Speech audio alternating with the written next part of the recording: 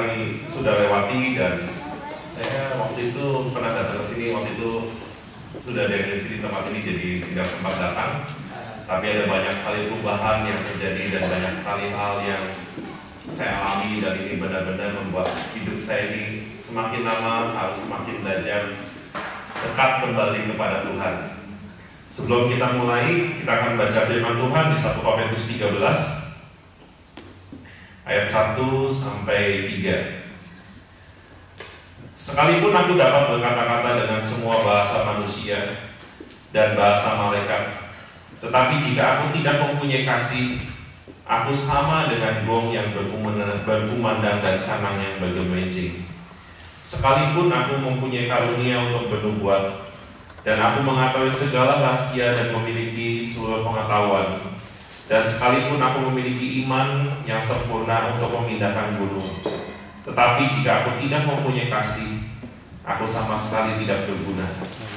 Dan sekalipun aku membagi segala sesuatu yang ada padaku, bahkan menyerahkan tubuhku untuk dibakar, tetapi jika aku tidak mempunyai kasih, sedikit pun tidak ada faedahnya bagiku.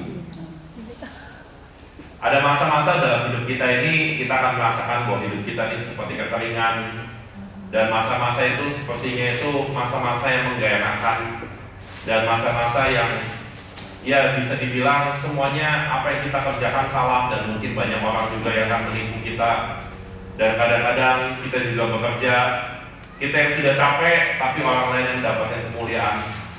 Ada banyak hal yang sebenarnya terjadi dalam hidup kita, dan itu yang membuat hidup kita ini sangat-sangat tergores dan sangat-sangat luka, tapi tanpa kita sadari.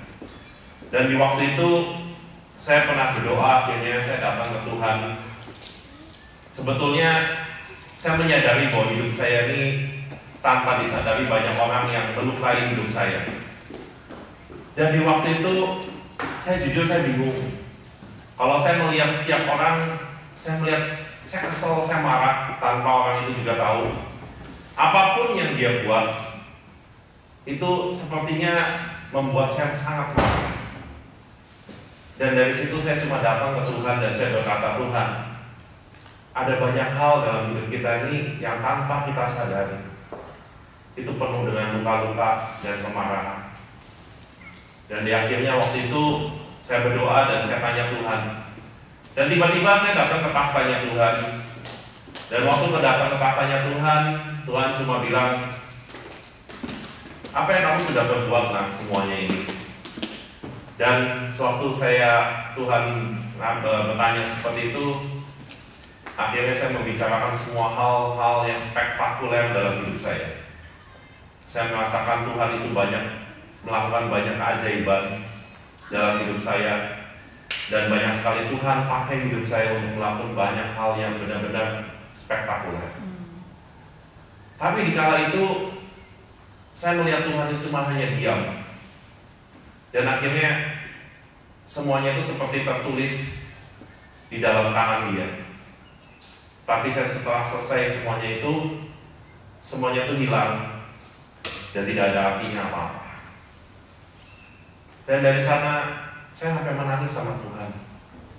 Tuhan, saya setelah menjadi hamba-Mu sekian lama, bahkan kadang-kadang saya merasakan bahwa Tuhan itu sangat kuat dalam hidup saya.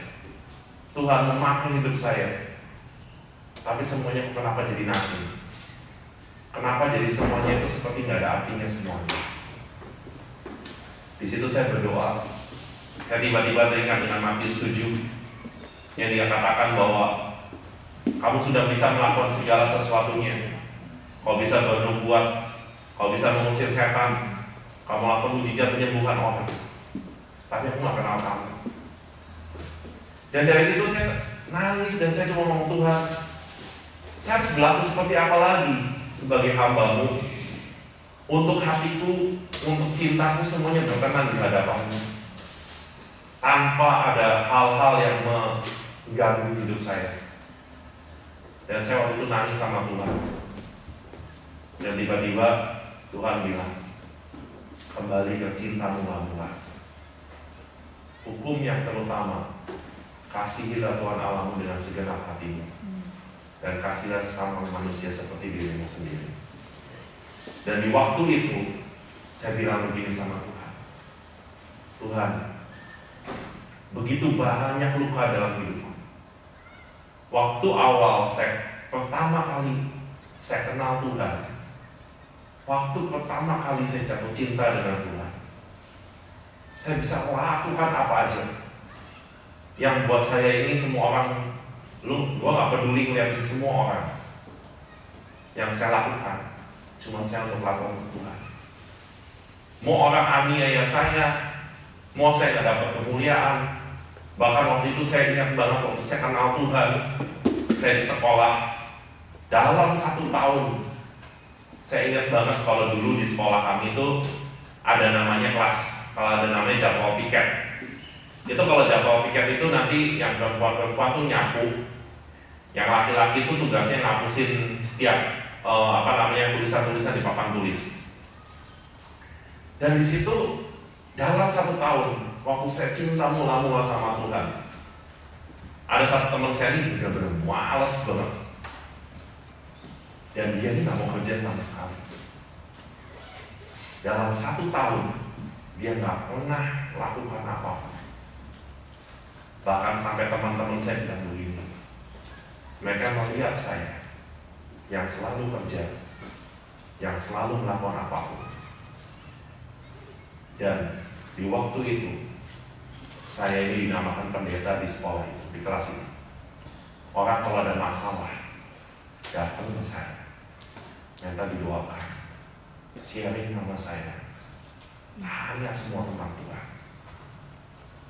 Dan di waktu itu saya cuma ngomongin Tuhan, saya kehilangan perasaan itu, dimana saya sekarang jauh lebih malas.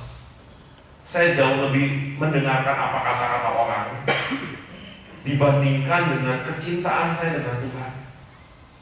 Dulu saya bekerja selama 1 tahun di kelas dengan istilah orang menghina saya, mengolok-olok saya karena saya terlalu rajin, sok dan lain-lain. Tapi saya cuma bilang apa? Tuhan, saya lakukan ini untuk Tuhan. Saya gak punya pikiran lain. Pikiran saya pengen satu kelas ini bertobat. Saya pengen satu kelas ini saya kenal Tuhan. Dan di kala itu mereka lihat Tuhan di dalam hidup saya. Sampai satu kelas itu mereka melihat ada satu cinta yang keluar dari hati saya, yang itu mereka nggak bisa tolak. Saya di sana terkenal sudah sangat jadi pendeta banget sejak waktu saya sekolah.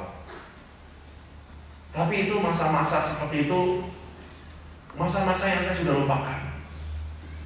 Dari mana saya sudah mulai kenal dengan gereja, saya mulai kenal dengan semuanya, dengan orang-orang dan lain-lain, dan mulai orang melukai saya. Mulai saya bilang gini, gak bisa. Kalau caranya begini, ini gak bisa. Kalau dulu apapun orang lain lakukan, saya pasti balik dengan kasih. Saya balikin semua dengan cinta. Mau orang nipu saya, mau orang gimana, saya belajar untuk mengasihi mereka. Tapi waktu dikala, suatu saat banyak yang menyakiti hidup kita. Ini yang menyebabkan banyak blok-blok dalam hidup kita. Itu yang menentukan satu cinta kita dengan Tuhan dan favor Tuhan pada hidup kita juga. Waktu itu saya nangis sama Tuhan. Dan Tuhan bilang, balik ke cinta mula-mula. Waktu kamu ketemu Tuhan seperti apa? Waktu kamu bertanggung jawab untuk banyak hal. Waktu kamu belajar musik dulu. Waktu kamu dikasih tanggung jawab awal-awal mula untuk main musik. Kamu benar-benar rawat gitar. Kamu benar-benar doain. Sebelum kamu main, kamu latihan. Kamu berkorban waktu. Kamu berkorban biaya. Kamu tidak pernah minta apapun. Bahkan saya dulu dengan orang tua saya, kalau mau buat sesuatu, orang tua saya ini mengajarkan sesuatu, kalau kalian mau buat apa-apa, dia nggak banyak bantu, tapi hendaknya kamu ini belajar untuk berusaha sendiri. Dan dari situ Sampai kita kadang-kadang untuk membuat satu pergerakan, membuat suatu acara, kita benar-benar berdoa dan kita minta Tuhan bagaimana dengan dana, bagaimana dengan semuanya. Dan kita tidak berdoa saja, kita pun ikut bekerja. Bagaimana kita benar-benar meresponi satu yang dinamakan pergerakan. Dan di situ saya benar-benar sampai kaget dan saya bilang, Tuhan, sudah sekian lama saya sudah meninggalkan itu. Saya sudah lama tidak mau bersaksi. Saya sudah lama tidak mau peduli dengan apapun yang Tuhan percayai. Bahkan saya kalau di yayasan kami sekarang udah makin besar. Kadang-kadang kalau saya melihat orang itu udah mulai main politik dan main yang tidak baik, istilahnya apa yang saya lakukan itu dimanipulasi sama dia, saya bilang ya sudah, gue tinggalin aja. Ngapain lu urusin? Toh nanti lu sendiri yang apa yang aku kerjain nanti kamu rusak. Waktu itu saya cuma ngomong gini, Tuhan, memang betul hatiku makin rusak. Tapi saya mau Tuhan untuk perbaiki lagi hidup saya. Bagaimana hormat saya dengan pemimpin saya? Bagaimana hormat saya dengan Tuhan? Bagaimana saya juga bertindak buat orang-orang. Banyak dari hidup kita ini mungkin kita sendiri gak sadar. Contohnya, coba kalian cek sendiri, seberapa kalian punya waktu untuk berdoa, untuk menghadapi sebuah pelayanan. Entah pelayanan musik, entah pelayanan penari, atau pelayanan asyik. Saya melihat ada banyak orang yang saat ini mulai keluar dari hal-hal yang sebenarnya orang ini nanti, dari orang yang sebetulnya biasa-biasa saja. Tapi Tuhan ini mulai angkat orang ini dari semua ketidakmampuannya. Dan bahkan pemimpin saya berkata seperti ini, kita mesti balik ke cinta mula-mula. Kalau sampai kita nggak balik ke cinta mula-mula, Tuhan akan pakai batu untuk berbicara dan bernyanyi. Tuhan pakai batu itu lebih enak katanya. Karena kenapa? Batu tuh nggak butuh makan, batu tuh nggak butuh minum. Kalau Tuhan pakai kita ini masih agak sedikit ribet. Karena kenapa? Kita kadang-kadang rewel, dikasih makanan sedikit nggak enak. Tadi saya bertemu dengan seseorang, dia bilang begini, Pak, bagaimana sih untuk menghadapi dengan segala hal-hal yang minim? Contohnya seperti orang cacat. Kalau hidup kita ini atau maksudnya dia mengalami sakit dan lain-lain. Terus saya bilang begini, ada banyak orang itu punya kecacatan yang fisik dan non fisik. Yang fisik itu kelihatan. Contohnya, yang fisik itu akan melihat bahwa ya kalau misalnya dia lumpuh, atau dia nggak bisa bicara, atau dia buta dan lain-lain. Tapi ada juga yang sebenarnya cacat yang tidak kita sadari. Itu cacat seperti misalnya contoh dia ini pemarah. Saya sebenarnya nggak ngerti dulunya asal pemarah itu sebenarnya cacat. Di yayasan kami ini ada satu pemimpin. Saya melihat hidupnya ini dia benar-benar kasihan sebetulnya kalau kata saya. Tapi dia belajar dari kemarahan itu dan dia belajar untuk mengucap syukur dan akhirnya dia mulai berubah. Dan dari situ dia mulai solve problem dari semua kecacatan dia. Hidup dia ini sebetulnya mengerikan. Bahkan saya juga kalau dengar itu benar-benar saya nggak mau hidup seperti mereka, seperti dia. Karena dia ini hidup dengan keluarga yang banyak. Dan dia ini yang salah satu anak yang paling di-abuse. Dia bisa diikat di tiang dan dia bisa dipukuli. Kalau nangis, orang tuanya akan pukul lebih keras lagi. Dan waktu dipukul, sampai papanya dengar, aku nggak apa-apa, aku nggak apa-apa. Ada banyak kesakitan orang itu seperti itu. Dan orang ini, dan dia terima Tuhan dan dia menjadi pelayan di tempat kami. Dia memang sering sekali waktu itu awal-awal itu marah. Tapi dia belajar dengan cinta.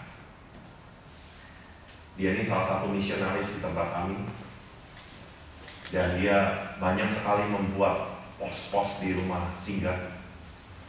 Dan semua anak-anak jatuh cinta sama dia. Bahkan ibu-ibu. Ibu-ibu di tempat kami ini waktu itu pernah kejadian bahwa kalau dia pas marah, itu sangat mengerikan karena itu benar-benar suaranya sangat menggelegar. Dan di waktu itu, setelah dia marah, nanti dia akan layani setiap orang dengan sesuatu hal yang berbeda dengan cinta. Dan dia bilang, maafkan saya kalau saya marah. Tapi kalau saya marah, karena saya pengen kamu ini jadi baik. Semua anak jadi nangis, semua ibu-ibu jadi nangis.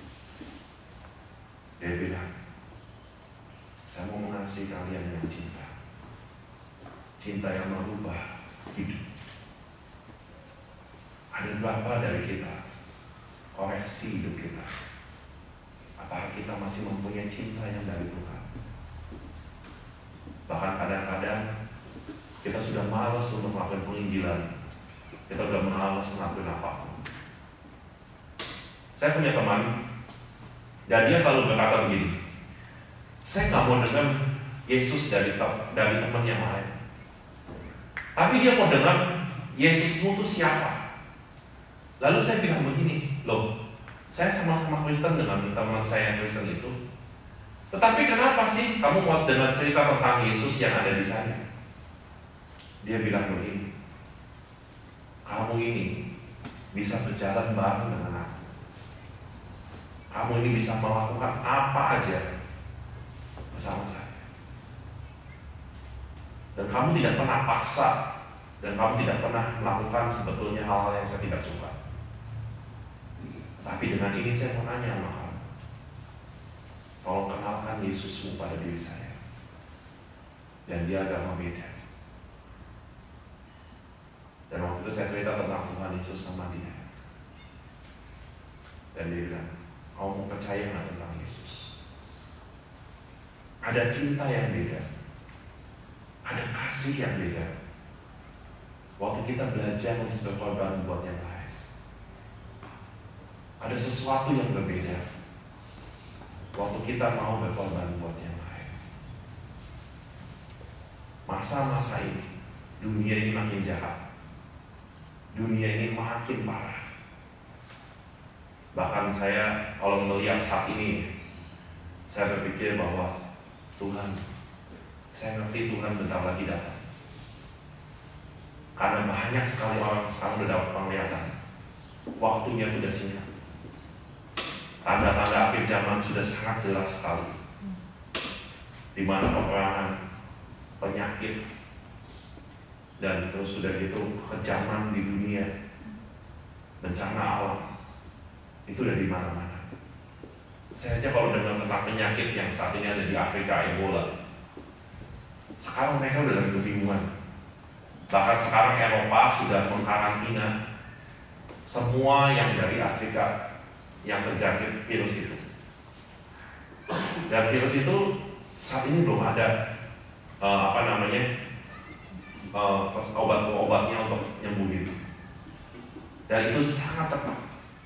Bahkan kemarin saya dengar salah satu profesor yang terus berkelut di Ebola ini, dia meninggal karena penyakit itu juga. Akan ada banyak penyakit yang tiba-tiba nanti akan muncul di akhir zaman ini. Dan akan banyak orang akan kaget bahwa sebenarnya tanda-tanda ini sudah sangat jelas di Alkitab dikatakan. Dan orang-orang akan berkata, suatu saat Tuhan Yesus akan datang. Banyak orang semakin kaget, kenapa Tuhan Yesus datang? Saya banyak sekali tanya orang dan termasuk jemaat saya. Dia bilang, dari zaman kecil juga orang akan berkata akhir zaman Tuhan Yesus mau datang, tapi sampai sekarang nggak datang-datang. Dan itu semuanya orang berkata seperti itu. Tapi akhirnya saya pun menyelidiki tentang firman Tuhan dan tentang kejadian di Israel, tentang 10 darah.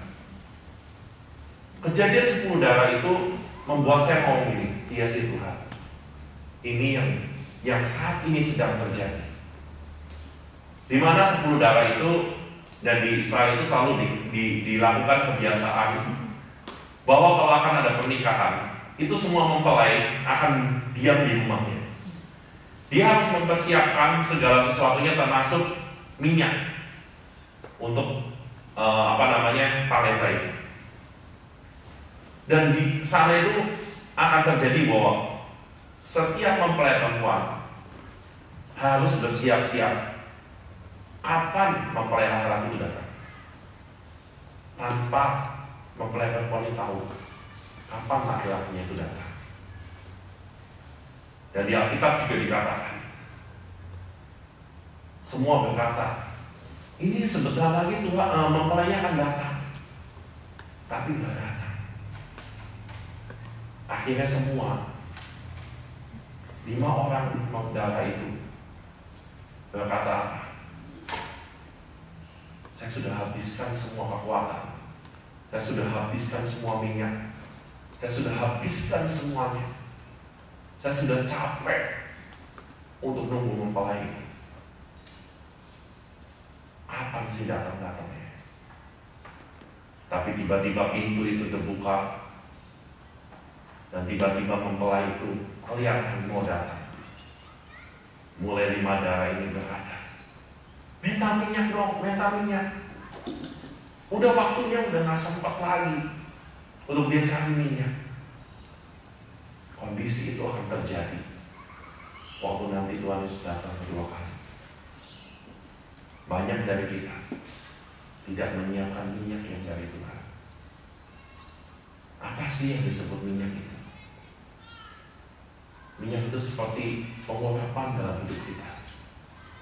Bagaimana kita mengenal Tuhan, bagaimana kita bisa merenungkan firman Tuhan itu siang dan malam, bagaimana kita menjadi contoh dan teladan dan melakukan semua dengan cinta yang mula-mula. Saya melihat bahwa dunia ini makin jahat kalau kita nggak dipenuhi sama cinta yang mula-mula yang dari Tuhan, maka kita akan terbawa dengan arus dunia ini. Ada satu cinta yang tidak akan terhentikan, ada satu lawatan yang tidak terhentikan kalau kita terus menantikan Tuhan.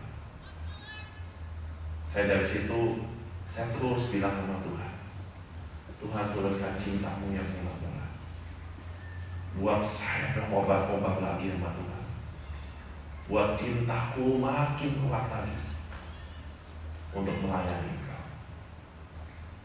Ada banyak jiwa-jiwa yang belum dilayani yang di luar, apalagi di Australia ini. Buat saya, jujur sih, saya sampai ngomong gitu, Tuhan, masa di negara yang dulu negara Kristen bicara Yesus di sekolah aja nggak boleh? Saya cuma berpikir, sekarang kebalikan. Kita di Indonesia, dulu kita mikir teriak nama Yesus itu susah banget di luar. Tapi waktu itu ada waktunya. Sekarang kita sering banget ngadain acara, kita teriak Yesus Tuhan sebagai juru selamat yang hidup. Nanti tanggal 17 Agustus juga kita akan ngadain acara lagi di Ancol, di tempat di pantai. Kita planning untuk sekitar 10.000 orang untuk kebaktian, buat acara sama-sama. Dan kita berkata, Tuhan, biar lawatanmu saat ini mengalir buat bangsa kami. Biar cintamu mengalir buat bangsa kami. Saya kadang-kadang jujur kaget melihat banyak orang. Tadi saya ditanyain, saya terus terang bingung. Dia bilang begitu, orang ini tak ngobrol sama saya. Kalau saya melakukan hal itu, saya tuh nggak punya karunia itu, dan saya nggak ngerti saya berbuat apa. Saya menceritakan pengalaman saya dulu di rumah panti jompo di Australia, di Sydney ini, dan saya bilang ke Pak Pendeta itu, saya bilang, Pak, jangan banyak mikir sekarang, jeblos dulu aja sekarang. Nanti kalau jeblos, Gak usah pergi, Tuhan akan buat mujizat. Saya bilang begitu. Saya ini bahasa Inggris saya terbatas. Saya pergi ke tempat panti jompo yang orang tua yang ngomongnya bahasa Inggris kuno. Saya kadang-kadang kalau dia ngomong udah Inggris kuno plus kecampur dengan misalnya mereka ada rasto, kenapa segala macam. Jadi ngomongnya tuh udah gak kedengeran. Dan di waktu itu saya cuma ngomong gini sama Tuhan, Tuhan, gue mau ngapain di sini? Bingung. Saya ini datang ke sana, semua oma-oma tersenyum. Saya tahu saya paling ganteng di situ. Saya tahu istilahnya, ya saya salah satu orang yang lebih dari anak mereka karena saya datang mengunjungi orang tua ini. Tapi di situ saya ngomong, Tuhan, apa yang saya harus buat di sini? Waktu saya datangin oma-oma itu satu persatu, saya cuma kadang-kadang cuma bisa ngomong ini, hello, grandma, tak bilang gitu. Dia bisa semua tersenyum semua. Dan akhirnya mereka bilang begini, don't leave me, katanya. Saya bilang ini, saya kalau saya suruh jangan tinggalin dia di sini, gue masa mau tinggal di tempat beginian. Saya ngomong begitu kan di panti jompo. Wah, saya ketemu para oma-oma, saya bilang begitu tiap hari. Saya bilang, saya harus pulang. Saya bilang begitu. Tapi dia bilang, don't leave me. Bahkan ada yang baju saya dipegang-pegang, ditarik, gak boleh pulang. Tapi saya bersyukur ada staffnya yang bisa membuat saya terlepas dari semuanya. Tapi waktu saya melayani ke tempat itu, ada banyak yang Tuhan kerjakan. Mereka bisa menangis, mereka bisa berkaca-kaca, mereka bisa tiba-tiba tersenyum. Dan saya kadang-kadang cuma melakukan apa? Saya cuma tersenyum sama mereka. Dan mereka berkata bahwa saya sudah lama gak dapetin senyuman dari anak muda. Semua anak muda tidak peduli dengan saya. Semua orang sudah tidak care sama saya. Tapi kamu bisa care datang ke sini. Dan terlebih lagi Roh Kudus berkata pada saya, terima kasih kamu mau datang ke tempat ini. Ke tempat yang dimana orang-orang yang gak mau datang. Tapi kamu mau datang. Ada banyak orang-orang kesepian sebetulnya di Australia ini. Saya nggak tahu bagaimana, tapi saya merasakan banyak yang kesepian. Kita bisa menjadi tangan Tuhan untuk menyentuh mereka, atau buat sesuatu acara, atau bagaimana saya tidak mengerti, tapi tanya Tuhan. Banyak orang yang butuh kenal Yesus lebih lagi. Mereka bisa berdoa, mereka bisa melakukan banyak hal. Belajarlah mulai dari kita. Biar kita belajar untuk mencintai dengan kasih yang mula-mula, dengan cinta yang mula-mula. Bagaimana waktu kita ketemu Tuhan, waktu awal mula kita.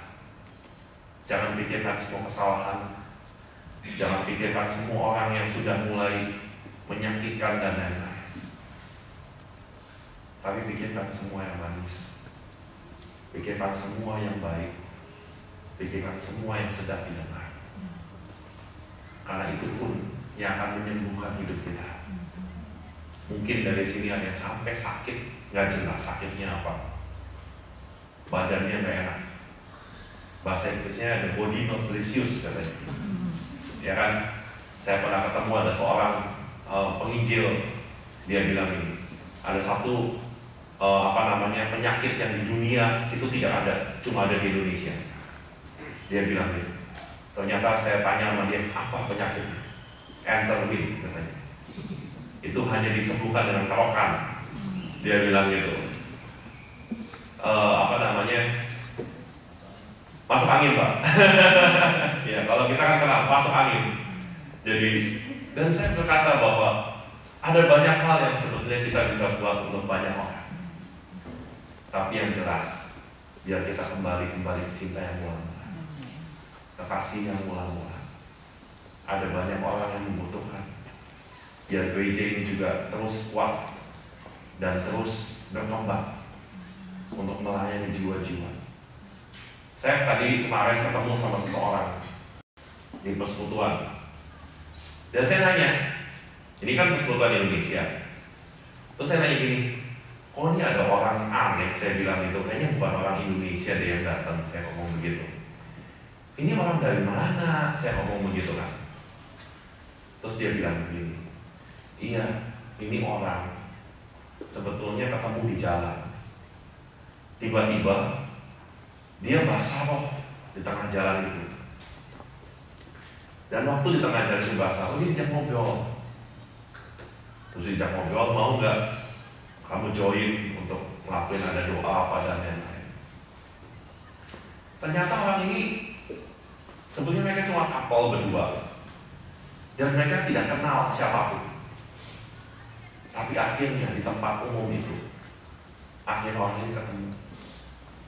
Dan sekarang dia bilang, saya mau ikut dan belajar lebih tentang peperangan roh, bagaimana menjangkau jiwa-jiwa, dan saya mau belajar untuk jadi pengajar. Saya mengerti, saya bilang begini, di Australia ini memang ada problem tentang bahasa. Ada yang kita mesti ya tadi juga harusnya diterjemahin, tapi saya terus terang, saya kalau ngomong pakai bahasa Inggris banyak yang miss, saya ngomong begitu. Tapi memang saya waktu itu pernah saya pelayanan ke satu negara, terpaksa saya harus ngomong bahasa Inggris, dan itu kacau balau memang. Tapi saya juga bingung, orangnya semua pada ngerti. Saya bilang begini, semua understand nggak? Understand, gitu kan. Saya bilang gini, ternyata kalau bahasanya agak kacau, semua juga ngerti juga, tapi dengan Roh Kudus. Dan saya cuma melihat bahwa banyak hal yang saat ini mujizat-mujizat itu terjadi. Saya waktu pergi ke bangsa-bangsa, saya waktu pernah pergi ke salah satu bangsa di Amerika, dan jujur itu Amerika Latin dan itu negara yang agak nggak jelas betul. Saya jujur agak deg-degan sana karena saya tidak tahu sama sekali dan negaranya juga seperti apa. Dan saya waktu datang ke tempat itu, saya tiba-tiba dibuatin arrangement sama pendeta di sana, itu berkumpul dengan semua pendeta di sana. Waktu saya kumpul dengan mereka, saya kaget. Tiba-tiba itu udah berapa orang kumpul dan mereka mau dengerin saya khotbah. Saya ngomong begini, waduh, mereka udah tua-tua, udah senior semua, penginjilan dari mana-mana. Ini saya ngomong sama mereka. Tapi itu yang dibilang namanya kairosnya Tuhan, waktu Tuhan. Itu yang menjadikan hidup kita ini berbeda. Waktu kita ke bangsa-bangsa, kita cerita tentang lawatan dan kegerakan. Akan ada masanya nanti Tuhan Yesus datang kedua kalinya untuk mengangkat kita semua. Semua orang-orang yang siap, semua orang-orang yang ready untuk menerima semua hal-hal yang Tuhan percayakan dalam hidup kita. Jangan nanti suatu saat ya, saya sampai pernah baca buku. Bukunya itu bilang begini, akan ada banyak orang yang mengatakan bahwa Tuhan Yesus datang tiba-tiba. Banyak orang akan berkata, dan banyak yang gak diangkat waktu itu. Dan mereka nangis. Saya nggak tahu, saya berapa hari ini saya dapat broadcast tentang bagaimana penyiksaan orang di Irak Utara. Dan itu buat saya benar-benar membuat saya sampai jujur kaget sekali. Dan buat saya ngomong gini, Tuhan, ini masanya sudah sangat mengerikan. Orang Kristen dianiaya sampai seperti itu. Waktu saya lihat itu dan saya ngomong, saya cuma nangis sama Tuhan. Tuhan, orang-orang seperti itu, kita nih jujur ya, kita kadang-kadang apalagi di Australia, ini negara yang sangat comfortable, negara yang sangat semuanya serba nyaman, dan itu yang sebetulnya membuat hidup kita ini sebenarnya sangat tidak terlatih. Padahal saya tuh sampai bilang, di negara ini sebenarnya ada banyak hal-hal yang terjadi seperti penyihir dan lain-lain. Itu harus orang-orang Kristen itu harus berdoa. Bagaimana kita bangkit dan gereja Tuhan juga bangkit. Bagaimana kita menarik jiwa-jiwa, melakukan peperangan roh untuk memenangkan sebuah regional sampai akhirnya daerah ini dimenangkan. Tempat kami ini dulunya ada salah satu tempat pemujaan. Dari waktu itu saya tahu banget, karena kalau setiap lewat doain tempat itu benar-benar seperti atmosfernya tuh nggak enak sekali. Dan benar-benar ini membuat saya tuh, aduh sebel banget deh kalau ke tempat seperti itu. Dan akhirnya saya terus ngomong sama pendoa kami, tetap kita doakan di tempat itu sampai kita bereskan tempat itu. Mau sampai kapanpun kita tetap doakan supaya tidak ada efek-efek negatif dari tempat pemujaan itu. Dan akhirnya terus kita doakan dan terus kita perangi terus di spirit di situ. Dan akhirnya suatu saat tiba-tiba saya nggak tahu bagaimana, saya nggak pernah dengar. Dan tiba-tiba ada pendoa saya ngomong gini, Pak, Bapak tahu nggak Pak? Tempat pemujaan yang di situ tiba-tiba tertutup Pak. Dan itu pindah, dan itu tutup. Pindah nggak tahu kemana tempatnya. Dan di situ saya ngomong gini, Tuhan, kalau kita menangis di satu spirit, di satu hal teritorial kita yang menang, maka akan banyak hal yang akan terbuka, termasuk dalam hidup kita, termasuk juga dalam bisnis kita. Saya merasakan Tuhan saat ini bicara. Ada banyak orang di tempat ini, itu sebenarnya punya banyak karunia, ada punya banyak talenta. Tapi saat ini Tuhan bilang, kalian cuma hanya pendam talenta kalian, dan kalian tidak buat apa-apa. Sebetulnya dari kalian ada yang punya karunia pengajaran, ada yang punya karunia untuk mendidik, ada orang yang punya banyak hal, tapi kalian tidak pernah pakai. Saya dalam sekarang hidup ini, saya saat ini berpikir, apa sih yang saya sudah pernah bisa lakukan? Misalnya contohnya, dulu itu sebelum saya bisa main gitar itu, saya bisa main harmonika. Saya cuma berpikir, karena guru saya dulu berkata bahwa harmonika dan gitar itu kalau dibilang nilai seninya tinggian gitar, dia bilang begitu. Terus akhirnya saya berpikir gini, ya udahlah, saya tinggal harmonika, saya beralih ke gitar. Tapi waktu saya mengerti bahwa Tuhan itu bilang, gali semua karuniamu dan talentamu, saya mulai berpikir, saya mulai ambil lagi harmonika saya. Saya bilang, Tuhan, saya mau belajar penyembahan dari harmonika ini yang sudah lama tidak ditiup, tapi saya mau buka lagi semua yang terpendam. Dan tiba-tiba di gereja saya ini ada satu orang, tiba-tiba Tuhan tuh bilang begini, kamu datangin orang itu, kamu ajak ngobrol dia, kamu ngomong sama dia, kamu harus melayani Tuhan. Saya nggak ngerti. Waktu saya ketemu orang itu, saya nggak ngerti mesti ngapain. Dan saya ngomong, Pak, saya dapat dari Tuhan nama Bapak, mesti melayani Tuhan di tempat ini. Terus dia bilang begini, Pak, saya ini udah berkoma dengan gereja. Dia bilang begitu. Saya pernah diusir dan dibuang dari gereja. Saya beberapa kelompok itu, mereka dikeluarin dari gereja itu. Dan akhirnya saya ngomong gini nanya, ada berapa karunia kalian saat ini yang kalian pendam? Dia kaget. Dan terus dia bilang begini, seminggu yang lalu ternyata mereka ini satu tim kelompok bisa bermain panggung boneka untuk sekolah minggu. Tetapi sewaktu dia berkata berbulan-bulan, udahlah, ini semua tinggal histori. panggung ini cuma tinggal histori. Panggung ini semua sudah tidak ada apinya lagi. Saya sudah tidak melayani lagi di gereja. Siapa yang akan melihat panggung ini? Dan dia katakan, saya bungkus saja semua dalam box, saya masukin ke gudang.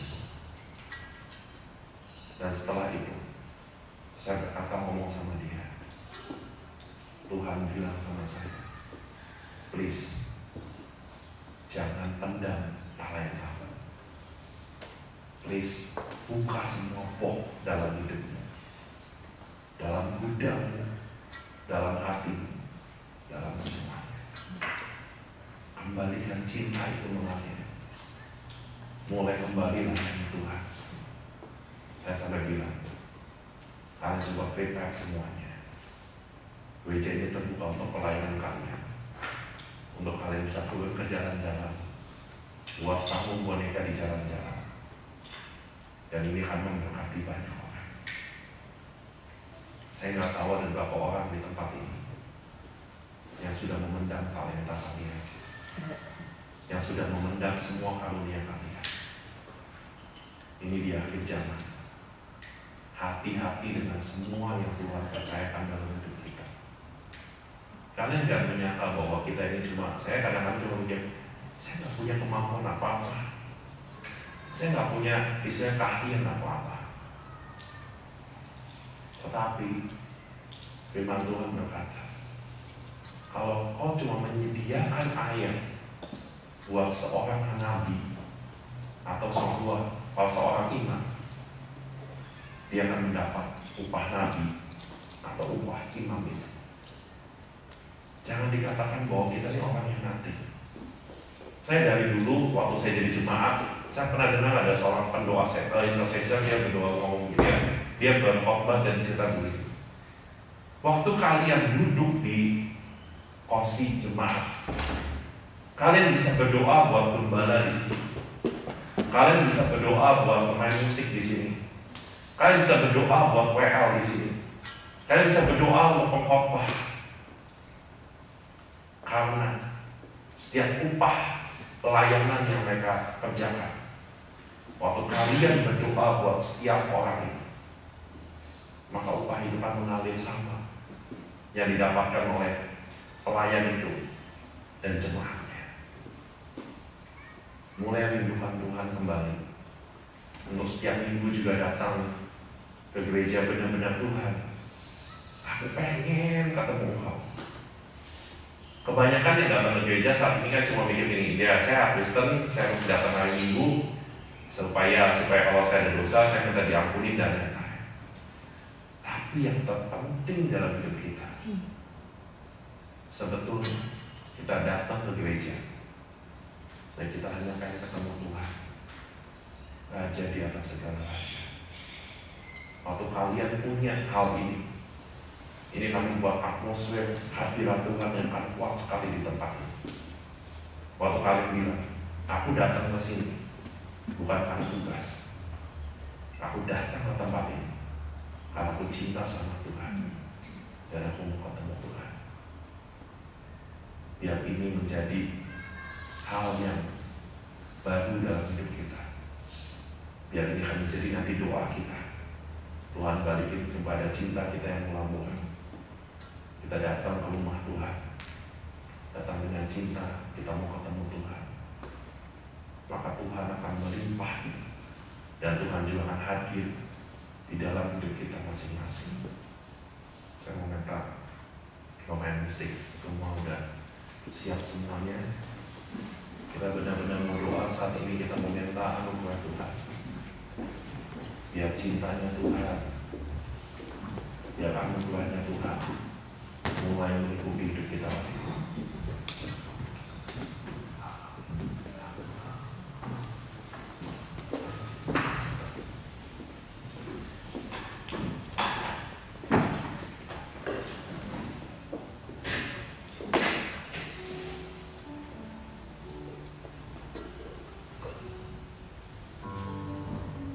Kita mau nyanyi dan biar ini menjadi doa kita, ungkapan hati kita. Satu hal yang kami minta Tuhan, berdiam terus di rumah.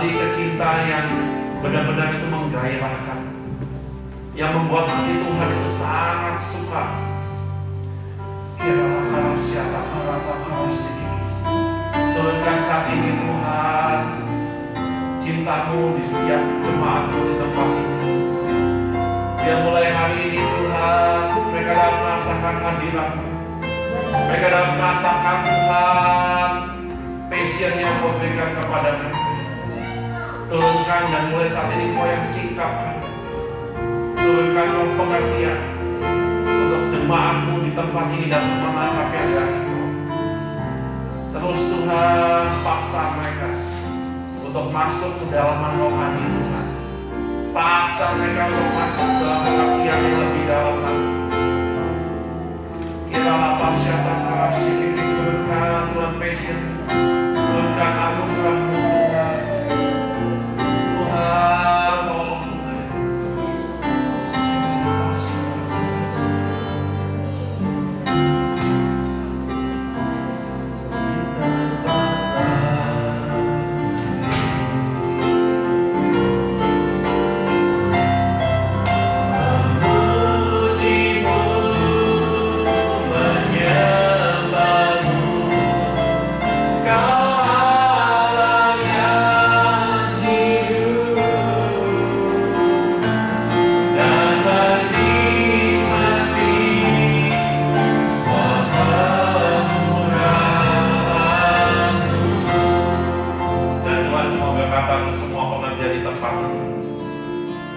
buang semua kemalasan, buang semua kesuap-suapan. Tuhan sudah percayakan kepada hidup kalian ini sangat besar. Dan saya percayakan, Tuhan percayakan kegerakan yang besar di tempat ini. Tapi kalau kalian tidak pernah mengerti tentang pecinta mula-mula, maka perjanjian ini tidak pernah akan terjadi di tempat ini. Tuhan turunkan anugerah-Mu, turunkan favor-Mu di tempat ini. Biar mulai Kau bergerak kembali. Mulai Tuhan turunkan anugerah-Mu, turunkan anugerah-Mu di tempat ini Tuhan. Kita lapatkan rasik ya Tuhan. Hamba mohonkan anugerah-Mu Tuhan. Hamba mohonkan anugerah-Mu Tuhan. Kiranya ampuni Tuhan setiap pelanggaran, ampuni setiap kesalahan, ampuni setiap kemarahan Tuhan. Ampuni Tuhan setiap apa yang mungkin bagi Kau ini sangat menyebalkan Tuhan. Dan biar hari ini Kau yang turunkan pengampunan pada setiap kami. Turunkan anugerah-Mu Tuhan. Turunkan Tuhan saat ini belas kasihan.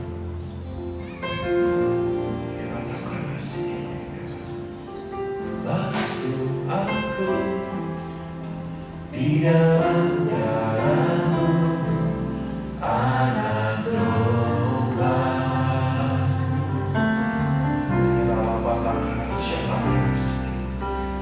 Jamah bibir, luruskan hatiku dengan Roh-Mu.